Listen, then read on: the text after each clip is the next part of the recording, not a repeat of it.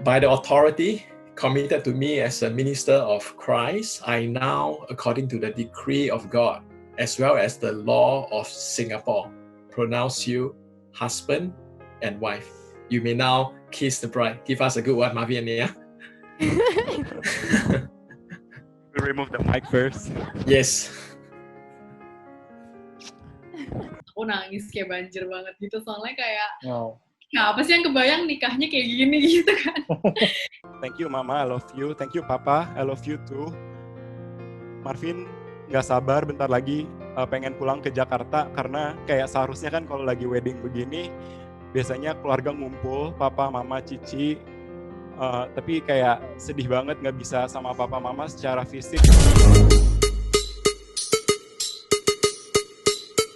Halo sahabat, hari ini kita akan berdiskusi dengan dua orang yang sudah menjadi satu dalam ikatan pernikahan, namun yang berbeda adalah ikatan pernikahan ini dilakukan secara online. Aku pikir ini yang pertama kali warga negara Indonesia melakukan ini, di mana pemberkatan dilakukan secara online, pernikahan dilakukan secara online. Halo, Nia dan Marvin. Halo. Congratulations ya. Thank you. So happy for both of you. Gimana wedding life-nya setelah beberapa pekan? Good lah ya. Iya. Masih enjoy, masih honeymoon. Honeymoon di rumah, wedding di rumah.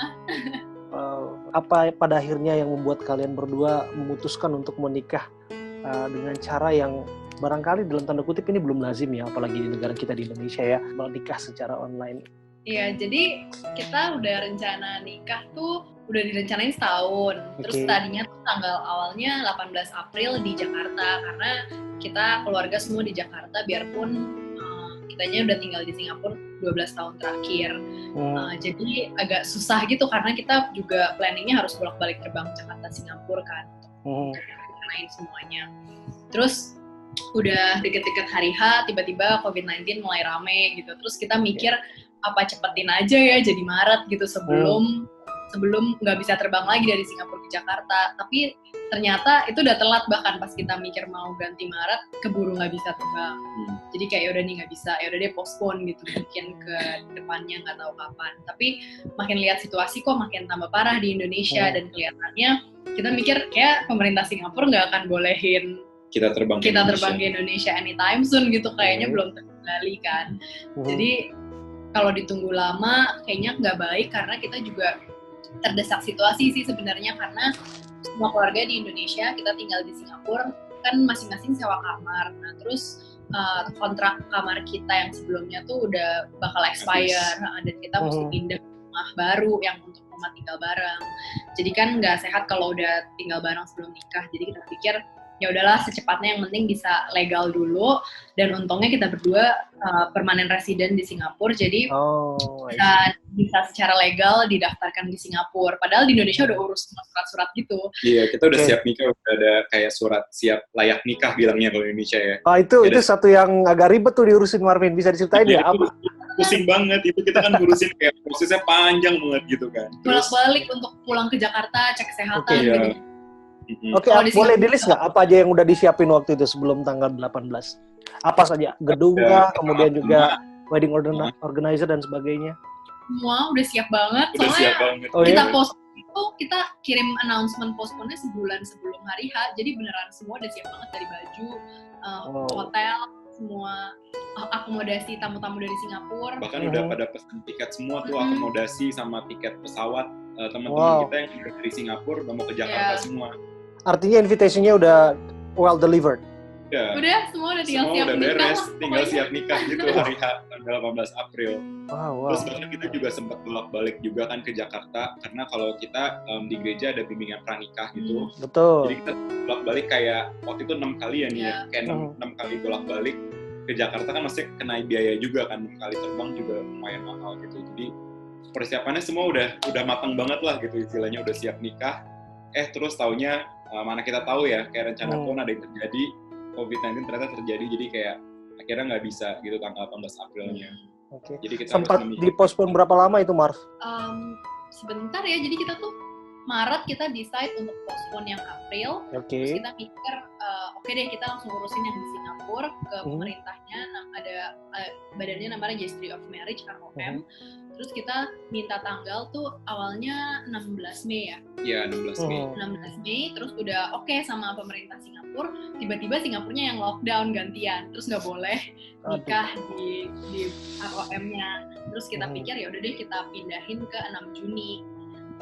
Terus pas udah deket-deket 6 Juni, kita tuh maunya nikahnya di rumah, ada 5 orang yang hadir secara langsung, tapi ternyata pemerintahnya peraturan detailsnya masih berubah-ubah, dan intinya kita nggak bisa secara langsung di Singapura lah, harus online karena yang boleh hadir langsung hanya keluarga inti, dan kita nggak punya keluarga inti di Singapura kecuali adik aku di sini satu aja. Ini idenya dari siapa kira-kira? Yang pertama kali untuk kita melakukan wedding secara online seperti ini. Sebenarnya bukan ide kita ya, kepepet situasi. Enggak, idenya sih ide kita. Kayak idenya maksudnya dari peraturan pemerintah. Iya, jadi dari bulan Mei itu pemerintah ada wacana katanya mau dilegalisir untuk pernikahan lewat online gitu. Jadi namanya virtual wedding. Kayak virtual wedding itu waktu itu kayak masih dibicarakan, belum sempat kayak dapat legalisir gitu kan, mereka harus ada legislation dulu kan. Terus ketemu di parlemen baru bisa dipas bill gitu. Nah kebetulan waktu itu bulan Mei yang bill itu dipas gitu di parlemen. Jadi kita seneng banget kan, akhirnya dari situ bisa ngide kayak kalau gitu kita online aja gitu kan. Since family juga di Jakarta, semuanya di Jakarta kan, jadi nggak ada yang bisa hadir secara fisik. Jadi kita pikir bagus juga ya, ntar kalau misalnya ada keluarga yang bisa nonton kan kayak bisa kelihatan muka kita langsung gitu. Jadi istilahnya lebih syahdu juga karena lihat emosinya, lihat kayak muka kita langsung gitu dari depan gitu. Saya termasuk salah satu yang emosional melihat kalian menikah, guys. Seriously, so happy for both of you. Karena benar-benar kerasa banget intimacy between both of you and the family semuanya. Iya, jadi sebenarnya idenya tuh pemerintah Singapura yang memang memberikan opsi itu, terus sisanya ya kita yang urusin sendiri, kayak formatnya mau dari Zoom di-blast ke YouTube, mau siapa aja yang ditunjukin, terus tamu-tamu yang lainnya nontonnya dari Zoom atau dari YouTube, gitu-gitunya kita yang idein sendiri sih. Iya. Artinya bahwa tidak hanya orang-orang yang dikenal saja, orang-orang dekat yang memang diniatkan untuk diundang, tapi juga orang-orang yang memang bisa mau melihat secara langsung modifikasi pernikahan seperti ini, dan ini salah satu yang baru sih menurut aku. Bagaimana tanggapan orang tua? Apa sih pertimbangan orang tua waktu itu? Yang pasti orang tua pasti mau hadir secara fisik kan ya, itu pasti dong. Jadi itu yang bikin berat. Tapi kita juga menyadari keadaan situasi yang seperti ini, kayak kapan kita belum bisa balik ke Indonesia juga nggak tahu gitu kan. Jadi ya udah akhirnya mereka relain karena situasi juga sih. Iya. Dan kita juga berpegang sama kayak esensi wedding itu apa sih gitu kan sebenarnya.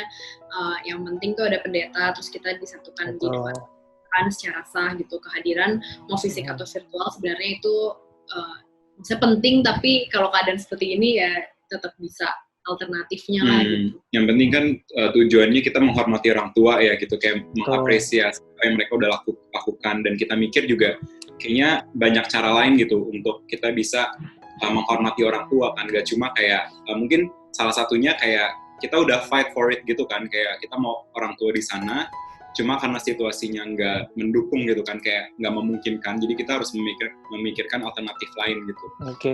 Artinya orang tua pada akhirnya menyepakati ini semua dengan berat hati ya? Iya. Tanggapan teman-teman setelah menyaksikan seperti ini gimana, Marvin? Banyak dari mereka tuh yang pertama kali nonton juga sih, jadi di Singapura sebetulnya kita masih udah ada beberapa couple lain yang kayak nikah secara online. Itu mungkin udah ada beberapa lah gitu, tapi beberapa temen kayak most of our friends, teman-teman kita hampir semuanya kayak mereka itu yang wedding pertama mereka hadiri secara online gitu. Jadi mereka excited juga sih gitu kan, maksudnya lihat temennya nikah terus kayak udah gitu nggak lazim kan lewat Zoom gitu, kayak wah ini apa nih, sesuatu yang baru banget gitu. Tapi kita dengar-dengar dari yang lain juga katanya emang menyentuh, dan kayak mungkin gara-gara ekspresi kita semuanya kelihatan gitu ya. Kalau misalnya kita nonton kayak di gereja gitu, kalau misalnya polymatrimony kan nongolnya belakangnya doang kan, dari belakang doang gitu, nggak lihat mukanya. Sedangkan kalau ini kan kayak kelihatan ekspresinya, terus bahkan orang tuanya juga bisa lihat. Betul. Pendetanya juga gitu. Jadi mungkin menyentuhnya juga di situ kali ya, bisa lihat ekspresi mukanya dengan jelas. Dan jarang-jarang juga sebetulnya bride atau groom-nya yang jadi worship leader sekaligus Iya, kita main musik kan, semuanya main piano. Kita bikin buat jadi fotografer, videografer, beres-beresin ini tuh Make up sendiri. Luar biasa ya. Lah, pokoknya. Masak sendiri. Itu bener-bener semua disiapkan hanya berdua. Most of it sih, cuman memang ada teman yang bantuin kayak bridesmaid kirim kue, terus ada teman yang bikinin bukenya, adik aku yang ngurusin live streamnya sama teknikalnya di belakang gitu. layar. Tapi yang boleh hadir di tempat venue-nya, which is rumah kita sendiri ya cuma kita berdua. Peraturan Singapura kan ketat banget. Luar biasa. Jadi gimana rasanya nih ya? Kalau katanya biasa jadi pianis atau organis di gereja, pada akhirnya pianis di pernikahan sendiri. Itu gimana ya? Itu kan hampir nggak pernah terjadi sepertinya. Lebih spesial sih sebenarnya. Lebih syahdu gitu. Soalnya kayak kita worship sendiri kan. Kayak maksudnya kita emang pengen sih kayak untuk memuji Tuhan gitu. Jadi kayak time manage ini jadi lebih personal gitu kan. Kayak untuk kita juga lebih kena gitu. Tapi luar biasa ya. Well organized banget sih. Itu persatuan cinta diatukan dalam Tuhan. Holy matrimony. Tidak ada keluarga, kemudian tidak ada teman-teman di sana. Apa yang dirasakan waktu itu dari Nia dan Marvin? Nia dulu kali ya, kayak bagian ini. Banyak air mata. I saw that. Sehari sebelumnya tuh teman gereja kayak kirim surprise gitu, mereka bikin cover lagu To It All, terus pas ditunjukin videonya ke kita kayak aku nangis kayak banjir banget gitu, soalnya kayak apa sih yang kebayang nikahnya kayak gini gitu kan.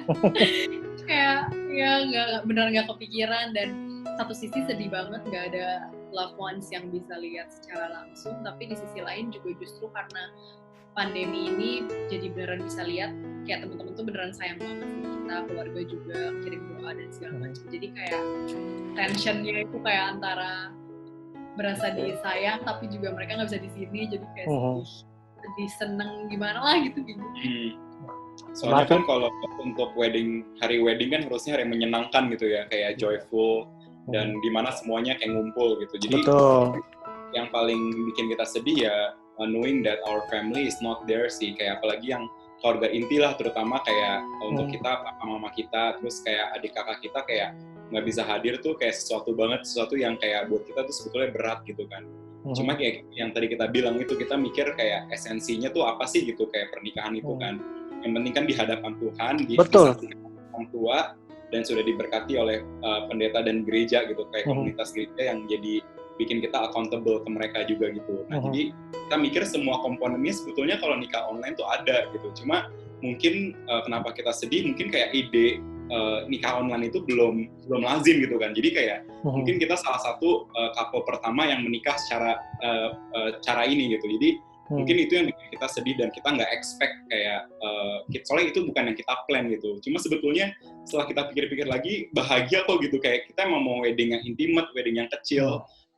Yang maksudnya bukan yang kayak di hotel atau gimana gitu. Itu yang pertama kali kita diskusi, kita pengennya wedding yang kayak gitu. Jadi sebetulnya Tuhan menyediakan juga yang kita pengen, akhirnya masih kita bisa dapatkan itu, dan kita lihatlah kemurahan Tuhan tuh kayak benar menyertai kita gitu perjalanan gitu, walaupun sedih. Saking disertainya, tiba-tiba cincinnya agak susah masuk tuh kayaknya waktu itu ya Marvin ya. Iya. Ada cerita sebenarnya di balik. Ada apa di balik itu? Semua persiapan kita kan untuk wedding di Jakarta, jadi cincin juga pesannya di Jakarta, dan sekarang ya di Jakarta juga. Sampai sekarang masih di Jakarta. Terus tadi kita mikir apa dikirim ke Singapura, tapi serem juga kayaknya kirim barang mahal gitu kan, nanti takutnya nggak nyampe. Jadi kita ya udahlah, kita beli cincin alternatif aja buat sementara, yang penting pas rekam kelihatan gitu ada tuker cincin. Akhirnya si Marvin beli di Lazada, beli 4 cincin yang berbeda ukurannya supaya siapa tahu satunya muat gitu. Tapi nggak ada yang muat. Dan jangan bilang 4-4-nya nggak ada yang muat. Nggak ada. Oh my God. Karena kalau kecilan semuanya nggak ada yang pas. Tapi yang paling $1 sih. Luar biasa. Tapi ini dilalui secara bersama-sama dan itu membuktikan kekuatan cinta kalian. Karena banyak sekarang memang pasangan yang memang menghadapi persoalan yang sama. Di Indonesia itu termasuk kita juga punya saudara memang harus dipospon kan pernikahan. Memang force major. gedungnya, kemudian resepsi dan sebagainya memang harus diundur semuanya. Tapi apa yang membuat kalian tuh kuat di masa-masa seperti itu? Karena kan justru kan ujian dan cobaannya ketika pasangan itu mau menikah kan sangat banyak ya. Ada beberapa hal sih. Mungkin salah satunya kayak kita allocate 1 hari gitu dalam seminggu untuk berdoa bareng. Untuk doain aja sih kayak weddingnya, terus kayak orang tua kita biar hati kita siap gitu juga kan, kayak biar maksudnya rela lah gitu kayak nikah secara online yang pertama kalinya gitu kan. Terus juga mungkin kita juga untungnya ada keluarga spiritual gitu yang kayak cell group kita. Jadi kita cerita ke mereka juga, mereka bantuin kita doa, terus kayak secara praktikal juga mereka ngirimin banyak kayak hadiah. Kayak waktu aku 2 minggu sebelumnya tuh aku ulang tahun, jadi kayak secara mental dan spiritually kayak mereka bantuin doa dan kayak kasih banyak pertolongan sih gitu. Ada lagi nggak? Ya itu sih, ya jadi ya bergantung sama Tuhan, komunitas, doa, keluarga. Keluarga. Oke. Iya sih, kira-kira begitu. Kalau kalian masih ada rasa hutang nggak sih ini pingin bikin resepsi suatu saat bahwa mungkin ini selesai atau ini agak mereda semua, coming back to Indonesia dan kemudian bikin acara dengan orang-orang terkasih, orang-orang terdekat gitu? Sejujurnya males ya. Kayak kita dari awal planning wedding juga emang sebenarnya males resepsi di hotel gitu, kayak nggak mau yang itu kan nggak harus hotel kan ya kan, sebetulnya kayak misalnya restoran, pertemuan keluarga, dinner together, teman-teman dia yang paling dekat, teman-teman Marvin yang paling dekat, atau memang ini sudah berjalan sebagaimana mestinya ya dijalani aja, nggak harus lihat ke belakang lagi.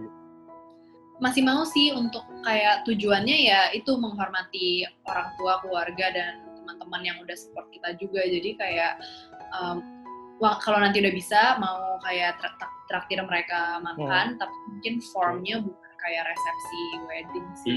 Paling makan bareng aja gitu, kayak ngumpul-ngumpul ya. Kayak kita juga nggak tahu sih, masih tunggu sampai kapan kan baru bisa kayak ketemu lagi, dan bahkan terbang ke Jakartanya itu yang susah, yang kita masih mikir sampai sekarang gitu. Oh betul. Ini kan memang kan belum banyak orang tahu ya, apalagi ini pernikahan secara Kristen, ketika pendeta dan kemudian juga baik pengantin wanita dan pria itu di tempat yang berbeda gitu. Kalau kita tahu kan biasa kan yang namanya pemberkatan pernikahan ini sangat biasa, sangat lazim dilakukan tumpang tangan langsung oleh pendetanya begitu, di mana ada bride and groom-nya di sana. Kalau menurut kalian berdua secara biblical atau pertimbangan-pertimbangan spiritual seperti apa yang membuat kalian yakin bahwa ini semua itu kudus, ini semua itu legit, ini semua itu benar-benar sesuai dengan apa yang kalian harapkan? Jadi menurut kita sih kayak ini kita harus bedain sih masalah form sama essence gitu, esensi pernikahan dan dengan kayak bentuknya tuh kayak gimana gitu. Jadi kita mikir, kita setuju sih, iman kita mengatakan kalau kayak sebetulnya kita yang penting ada orang tua, masih lihat secara wajah face to face, which is kayak kalau lewat online kan bisa gitu. Jadi bisa. Terus kalau pendeta jadi kalau di sini tuh pendeta mereka meninggalkan kita secara 2 hal gitu kan. Kayak yang pertama secara legal, secara hukum, dan yang kedua adalah sebagai dia tuh pendeta di gereja gitu, kayak kepala gerejanya gitu, kepala, yang untuk merepresent gerejanya gitulah istilahnya. Nah jadi kalau untuk secara legal kan udah sah gitu kan, maksudnya kayak pemerintah udah bilang kayak itu sah, dan kita juga udah cek kayak kesahannya itu adalah sama dengan kalau nikah kayak fisik secara langsung gitu. Nah jadi gitu kita khawatir. Terus cara yang spiritually kayak kita mikir biar kita nggak ditulis sih, kayak maksudnya kayak harus ditumpang tangan tuh baru sah gitu, kayak menurut kita itu sih sebagai formatnya aja gitu ya, kayak tumpang tangan juga bisa virtual gitu, kayak maksudnya kayak nggak usah secara langsung dipegang gitu kan istilahnya, apalagi kalau lagi situasi sekarang gitu, dipegang malah nular kan gitu istilahnya, kayak virusnya gitu. Jadi kita mikir esensinya adalah kayak kita diberkati oleh pendeta yang hadir di depan kita, dan ada orang tua disaksikan gitu sama banyak orang yang lain juga gitu. Cuman ya memang kayak kita sadar kalau pernikahan itu berat, maksudnya sesuatu yang serius banget gitu. Jadi kalau misalnya memang ada opsi untuk pendetanya hadir secara langsung, kita bakalan pilih itu sih, tapi karena kita harus mengikuti peraturan pemerintah Singapura, jadi ya terpaksa juga gitu. Iya, karena pertamanya memang kita pengen banget sih pendetanya di situ gitu, cuma peraturan berubah lagi tuh, kayak 3 hari sebelum tanggal 6 Juni, ternyata peraturannya berubah lagi, ternyata mereka bilang, oh nggak boleh hadir kalau bukan keluarga inti gitu. Setelah kita pikir-pikir lagi, ya udah deh baiknya biar kita bisa menghormati orang tua juga yang di Indonesia, bisa melihat wajah kita nih kayak tanpa ditutupin masker gitu kan, kayak lebih penting juga buat mereka gitu bisa lihat kita. Jadi kita cuma perlu ini sih, kadang-kadang ada yang perlu kita kompromikan dikit gitu supaya kita bisa mencapai yang hasil yang lebih baik lah gitu, dan kita pikir dengan cara itu kita bisa menghormati orang tua dengan lebih lagi. Kalau menurut Marvin dan Nia, perlu nggak metode pernikahan virtual seperti ini bisa dilakukan di Indonesia? Kalau di Singapura sih pertimbangannya tuh karena nggak boleh secara fisik bisa menularkan COVID, virtual itu kan kalau misalnya emang kepepet harus nikah, kayak kita misalnya udah mesti tinggal bareng gitu, atau ada yang keluarganya sakit udah mau meninggal gitu, jadi sebaiknya menikah dulu supaya dia bisa lihat gitu, kayak karena ada desakan seperti ini, jadi dikasih opsi itu gitu. Jadi kayak menurutku sih situasi seperti ini mungkin bisa ada juga di Indonesia ya, yang memungkinkan kayak opsi ini tuh diberikan gitu. Jadi sebenarnya nggak ada salahnya dan malah mungkin bagus sih. Cuman kalau di Indonesia yang aku nggak ngerti tuh, pemerintahnya mungkin nggak secepat itu ya bisa menerapkan peraturan-peraturannya, dan mungkin make sure orangnya ikutin semua peraturannya. Kalau nggak ikutin nanti gimana di tracknya gitu-gitu. Dan teknologinya juga gitu. Gitu. Karena kita juga sempat kayak, maksudnya kita perlu rundown berapa kali biar make sure yang di Jakarta tuh bisa lihat muka kita dengan jelas dan nggak putus-putus. Internetnya. Aduh, lambat banget kalau di Jakarta. Iya, jadi itu juga yang perlu dipertimbangkan gitu. Karena kalau tiba-tiba tengah acara putus gitu, kayak apakah lanjut terus atau gimana, itu yang perlu dipertimbangkan sih gitu.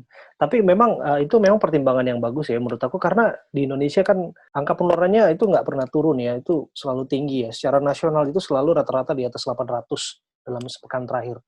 Jadi memang kasusnya masih tinggi di sini. Jadi beberapa pertemuan-pertemuan, meeting, termasuk juga konferensi, bahkan pernikahan memang khusus pernikahan ini banyak yang ditunda begitu karena memang variannya belum banyak.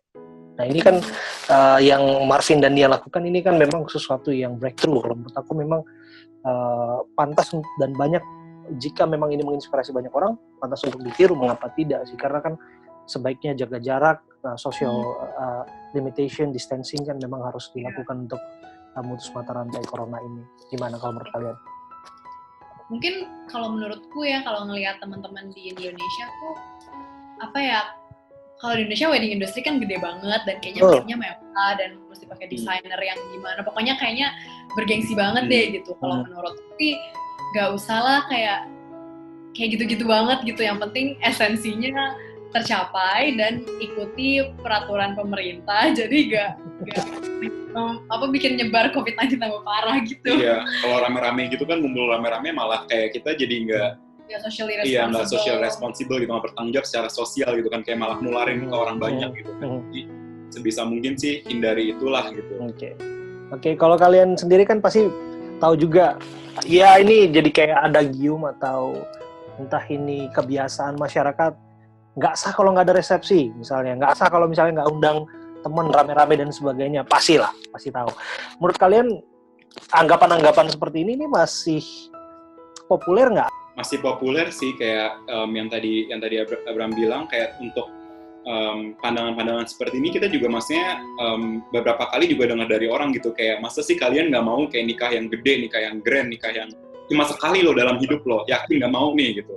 Jadi kita sering banget mendengar kayak cerita-cerita dan kayak desas-desus dari orang nih kayak tentang wedding tuh harusnya kayak gimana gitu. Cuma menurut kita sih balik lagi kayak ke couple-nya gitu, kayak menurut kalian apa sih yang penting dalam wedding itu gitu. Kalau misalnya menurut kalian yang grand itu penting dan itu cara kalian menghormati orang tua, misalnya orang tua pengennya yang mewah gitu karena mereka mungkin punya kenalan yang kayak orang-orang terkenal, orang-orang penting. Nah mungkin dengan cara itu bisa menghormati orang tua, ya mungkin itu jalannya gitu kan. Jadi kita yang kita lihat sih bukan kayak satu format wedding itu bisa buat semua orang gitu. Cuma kayak balik lagi tiap individu dan tiap couple-nya harus setuju dan memikirkan gimana cara bisa menghormati tamu-tamu dan orang tua yang udah hadir gitu. Itu sih menurut kita sih, yang kadang-kadang kayak bisa jadi point of kayak bisa ribut gara-gara itu kan perlu discuss gitu, kayak orang tua, misalnya orang tua yang sebelah sini maunya gini, yang sebelah sana maunya gini, jadi harus nyari jalan tengah gitu. Kira-kira begitu sih Abraham. Kalau Nia gimana? Setuju sih sama Marvin, cuman ya itu kalau misalnya di saat pandemi seperti ini ya kalau maunya yang grand ya gitu harus tunggu, nggak tahu sampai kapan. Ada lagi yang mau disampaikan kira-kira? Barangkali bagi siapapun yang menyaksikan virtual wedding kalian. Paling ini sih kalau kalian yang nonton ada couple yang emang udah rencana wedding terus ketunda gara-gara pandemi, kayak jangan terlalu stres mikirin kapan bisa resepsi lagi karena mesti social distancing. Bisa cari cara kreatif untuk tetap bisa lanjutin rencananya dan dengan cara yang masih ngikutin peraturan untuk social distancing dan nggak kehilangan esensi weddingnya juga gitu, karena banyak kok alternatifnya yang bisa dieksplor. Marvin? Iya sih, waktu kita lagi mikirin kayak ganti-ganti plan gitu, kita to be honest kita juga lumayan kayak stres lah, kayak mikirin kayak aduh ini kok dikit-dikit ganti lagi gitu. Kayak kalau dari aku sih kayak beneran balik lagi ke esensi wedding tuh apa. Ingat kayak pertama kali kalian diskusi wedding seperti apa sih yang kalian mau gitu, dan menyadari gitu kan keadaan sekarang tuh pandemi gitu. Apakah kalian mau nunggu kayak misalnya sampai tahun depan gitu, kita nggak tahu sampai kapan pandemi ini berakhir. Tapi yang perlu kita pikirkan juga adalah kayak yang kita kasihi lah, kayak saudara kita, teman-teman kita, keluarga kita terutama, kayak supaya mereka juga tetap aman gitu kan. Kalau mereka datang tapi dengan was-was gitu kayak, duh ntar gue kayak amit-amit gitu ya kena COVID-19 gimana gitu. Kayak kalau misalnya ada sampai kepikiran was-was kayak gitu juga malah jadi nggak enak gitu ya weddingnya, kayak takutnya diburu-buru atau kayak orang jadi tadinya mau datang jadi nggak datang gitu misalnya gitu. Soalnya ada beberapa kejadian kayak gitu, kayak weddingnya tetap jalan, cuma akhirnya yang datang dikit gitu, kayak karena mereka nggak ngerasa aman gitu kan, keramaian gitu orangnya. Nah jadi pesan kita sih itu sih kayak untuk dipikirin baik-baik aja, kayak konteks kalian gimana, terus juga untuk keluarga kalian preferensi gimana untuk menghormati itulah kayak orang tua kalian, saudara-saudara kalian yang lain gitu yang hadir. Jadi iya sih perlu dipikirin semuanya. Luar biasa sih, jangan sampai niat tadi untuk menyelamati teman-teman yang lagi menikah, justru tadi lagi suasana kebahagiaan, justru khawatiran ya, ketakutan yang ada di sana. Iya. Thank you ya sekali lagi untuk waktunya Ania dan juga Marvin. Sekali lagi selamat berbahagia untuk kalian berdua. Terima kasih udah berbagi cerita, berbagi kisah yang tentu saja menginspirasi dan juga memberkati bagi siapapun yang menyaksikan. Thank you Marvin ya. God bless you. Bye-bye. Thank you. Bye-bye.